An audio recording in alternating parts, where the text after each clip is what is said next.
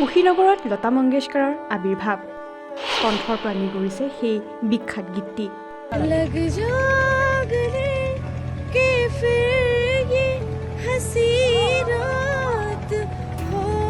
न हो সামাজিক মাধ্যমত ভাইৰেল জুনিয়ৰ লতা মংগেশকাৰ নিজৰ সুললিত কণ্ঠেৰে সকলোৰে মন মোহিছে বৰ্তমান জাফৰিনে हमको मिले हैं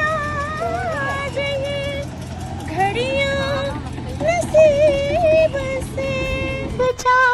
गले নিজৰ যাদুকৰী কণ্ঠৰে সামাজিক মাধ্যমত তোলপাৰ লগোৱা এগৰাকী কিশোৰীয়ে বৰ্তমান চৰ্চা লাভ কৰিছে কিশোৰীগৰাকীৰ কণ্ঠৰ পৰা নিগৰিছে প্ৰখ্যাত কণ্ঠশিল্পী লতা মংগেশকাৰৰ সেই বিখ্যাত গীতটি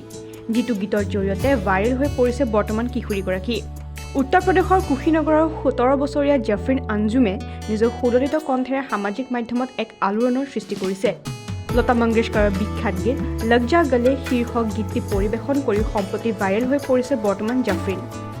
लग जा गले के हमको मिले हैं आज ये घड़ियां नसीब से